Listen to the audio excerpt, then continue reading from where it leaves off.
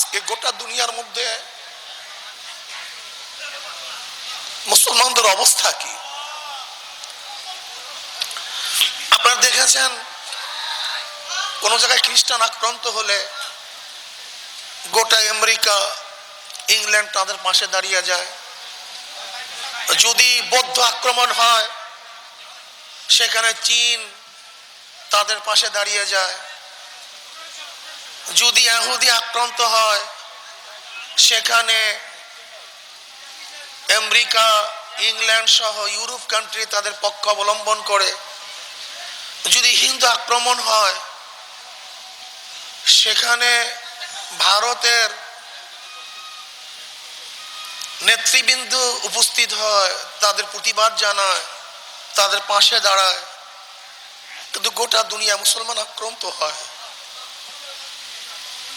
বড় মুসলিম কান্ট্রি যাদেরকে বলি, সেই সৌদি আরবের প্রিন্স সে চীনে গিয়ে বলে উইগুরের মুসলমানদের উপরে নির্যাতন এটা চীনের আভ্যন্তরীণ ব্যাপার, এটা জাতীয় কোনো ব্যাপার নয়।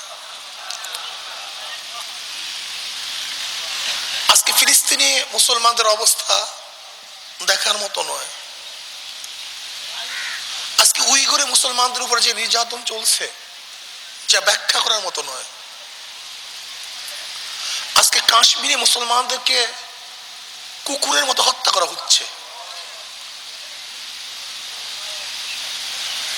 কাশ্মীরে ছোট ছোট বাচ্চারা পর্যন্ত আজকে ধর্ষিতা হচ্ছে।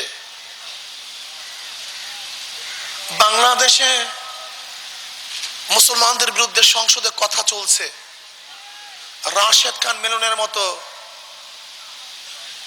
এক ভিক্ষাবৃত্তির এমপিত্ব গ্রহণ করে কওমি মাদ্রাসাকে বিষ বৃক্ষ হিসাবে সে বক্তব্য দেওয়ার দুঃসাহস 92% মুসলমানদের দেশে দেখানো সাহস পেয়েছে। কাজী মুসলমানদের পক্ষে কি আছে? মুসলমানদেরকে রুখে দাঁড়াতে হবে। এই শোককে শক্তিতে পরিণত করতে হবে। আমরা চোখের পানি ঝরাতে চাই না, আমরা রক্ত ঝরাতে চাই। শুধু চোখের পানি আর কতদিন ঝরাবো? এবার আমাদেরকে রক্ত ঝরাতে হবে। কতদিন নিপীড়ন সহ্য করবো? প্রতিবাদ করতে হবে। আমাদের আন্দোলন ঝাঁপিয়ে পড়তে হবে। গোটা দুনিয়ার অবসাদকে সমস্ত বাংলাদেশ নয়, গোটা দুনিয়া থেকে বিদায় দিতে হবে ইনশাআল্লাহ। ভাইয়ের আমার, আসুন মুসলমান ঐক্যবদ্ধ হন, আন্দোলন ঝাঁপিয়ে পড়ুন। আল মুমিনু কারাজুলুন ওয়াহিদ ইন ইশতাকা আইনুহু ইশতাকা কুল্লু ওয়া ইন ইশতাকা রাসু ইশতাকা কুল্লু। নবী পাক সাল্লাল্লাহু আলাইহি ওয়াসাল্লাম ফরমান, গোটা দুনিয়ার মুমিন একটা শরীরের মতো।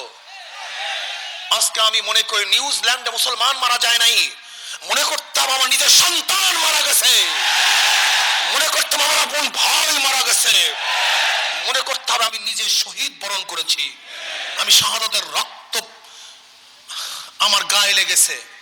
কাজে আসুন আজকে আমরা সবাই ঐক্যবদ্ধ ভাবে বাইতুল মুকাররমে উত্তর গেট থেকে যে প্রতিবাদ মিছিল বের হবে আমরা সবাই সেখানে অংশগ্রহণ করব, আমরা প্রতিবাদ জানাবো।